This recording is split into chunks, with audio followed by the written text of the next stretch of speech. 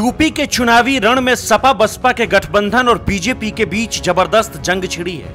एक तरफ माया अखिलेश ने मोर्चा संभाला है, वहीं दूसरी तरफ योगी आदित्यनाथ भी टक्कर लेने में पीछे नहीं है। सहारनपुर में मायावती ने खुलेआम मंच से मुस्लिमों का वोट मांग लिया, तो योगी आदित्यनाथ भी बजरंगबली का नाम लेकर अली वर्सेस बजरंगबली का नाम लेकर पलटवार किया। नतीजा, दोनों नेताओं पर चुनाव आयोग ने कार्रवाई करते हुए चुनाव प्रचार पर बैन लगा दिया। मायावती तो 48 घंटे के बैन के बाद चुनावी सीन से गायब रहीं, मगर बजरंगबली का नाम लेने की वजह से बैन झेल रहे योगी बजरंगबली के शरण में जा पहुंचे। चुनावी यात्रा पर ब्रेक लगने के बाद मंदिर यात्रा पर निकले योगी पहले तो लखनऊ में बजरंगबली का आशीर्वाद लिया, फिर रामलला के घर अयोध्या जाकर भगवान राम और राम भक्त हनुमान का आशीर्वाद लिया। उसके बाद अब बाबा विश्वनाथ की नगरी काशी में है। यानी 72 घंटे के बैन के दौरान सीएम योगी अयोध्या से काशी तक की धर्म यात्रा करने निकले, जिसने मीडिया में भी जबरदस्त सुर्खियां बटोरी। मगर योगी का मंदिर जाना लगता है मायावती और उनके महागठबंधन को नहीं भाया। दरअसल योगी इस यात्रा के दौरान दलितों के घर भोजन करने भी पहुंचे, जिससे शायद मायावती और चिढ़ गईं और तुरंत ट्विटर पर आकर योगी आदित्यनाथ पर बरसने लगी।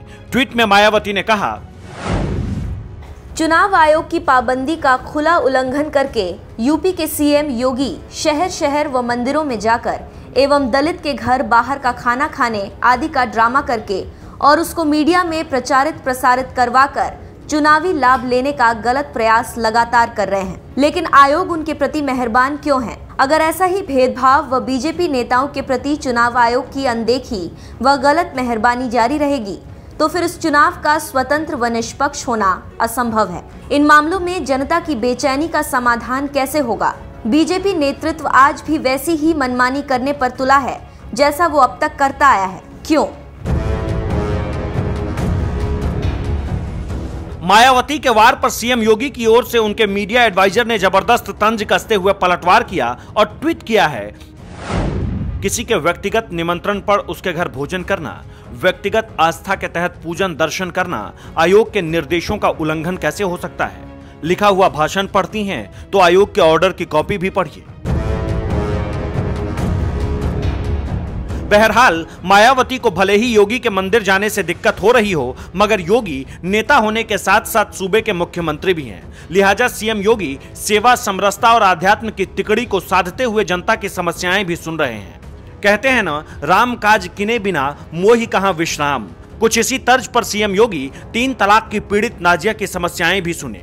वहीं दिव्यांग बच्चों से भी मुलाकात की। यानी तमाम प्रतिबंध और विपक्ष के आरोपों से बेखबर सीएम योगी आदित्यनाथ जनता की सेवा में लगे हुए हैं। मगर मायावती को फिर भी योगी के मंदिर जाने पर आपत्ति है। उन्हें यह सब ड्रामा लग रहा है। फिलहाल जनता सेवा में जुटे सीएम योगी जल्द ही बैन हटने के बाद फिर से चुनाव प्रचार में जुटने वाले हैं और एक बार फिर मंच और जनसभाओं में दहाड़ते हुए दिखेंगे।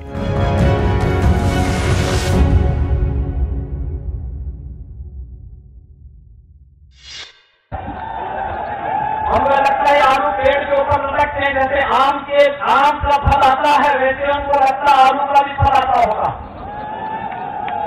और इसीलिए जब गन्ना किसानों की बात कर रहे थे, वे जब अमेठी में गए तो अमेठी के लोगों ने कहा कि साहब, जब कांग्रेस की सरकार थी उनसे कहा कि भैया बहुत सारी जगह चीनी मिले हैं, अगर अमेठी में भी चीनी मिले लग जाती, लोगों को सस्ते में यहाँ पर चीनी मिल जाती। उन्होंने कहा मिल लगाने की आवश्यकता क्या है, हम चीनी के पेड़ लगा देंगे और चीनी के पेड़ लगा करके तुम्हें खूब चीनी मिल जाएगी खाने के लिए। और भाइयों बहनों, हमसे जब पूछा गया कांग्रेस की सरकार के समय कि किसानों का विकास होना चाहिए, उन्होंने खूब विकास होना चाहिए, किसानों का खूब विकास होना चाहिए, खूब विकास होना चाहिए। और उन्होंने कहा किसानों का हम इतना विकास करेंगे कि किसानों के खेत में भी टायर लगाने की नौबत आ जाएगी। आप अनुमान कर सकते हैं किसानों की दुर्गति कर दी थी इन्होंने। प्रदेश के चाहे वह भ्रष्टाचारियों की कुलदेवी हो या फिर प्रदेश के गुंडों के कुलभूषण या फिर इन नामदारों के कुल दीपक, ये जितने भी ये कुल हैं, यह प्रदेश और देश का सर्वनाश करने पर उतारू हो चुके थे। हमें धन्यवाद देना चाहिए, आभार व्यक्त करना चाहिए भारतीय जनता पार्टी नेतृत्व को, जिन्होंने आदरणीय मोदी जी को देश में प्रधानमंत्री पद की प्रत्याशी के रूप में प्रस्तुत करके पूरे देश के अंदर आशा का एक नया संचार पैदा किया था 2013 में। पूरा देश और पूरी दुनिया में अब धूम मची है एक नेता की। आप चले जाइए गांव में, आप चले जाइए शहर में, आप चले जाइए उत्तर में, आप चले जाइए दक्षिण में, आप चले जाइए पूर्व में, आप चले जाइए पश्चिम में। आप बुजुर्गों को पूछिए, आप बच्चों को पूछिए, आप महिलाओं को पूछिए, नौजवानों को पूछिए, हर जगह एक ही धूम है, मोदी मोदी मोदी मोदी। एक ही धूम है। 2013-14 में हमारे पास केवल मोदी जी का नाम था, आज मोदी जी का काम भी हमारे पास है। आज मोदी जी का नाम भी और काम भी हमारे सामने है। और मैं देख करके मुझे आश्चर्य होता है। देखने के लिए दृष्टि चाहिए। लोग कहते हैं मोदी जी ने क्या किया।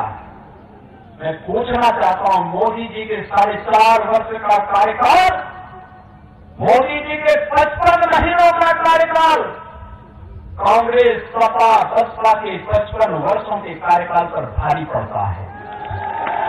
भाइयों बहनों, बताने की आवश्यकता है। उत्तर प्रदेश के अंदर 23,82,000 मैं जो आंकड़े बोल रहा हूं नोट करके सपा बसपा और कांग्रेस के नेताओं से इसके बारे में पूछा जाना चाहिए। कभी वोट मांगने के जाते हैं जाति के नाम पर, क्षेत्र के नाम पर, मजहब के नाम पर, तो इनसे पूछा जाना चाहिए कि 55 वर्षों तक, 60 वर्षों तक तुम्हें अकेले और मिलजुल करके भी प्रदेश में और देश में शासन करने का अवसर प्राप्त हुआ था।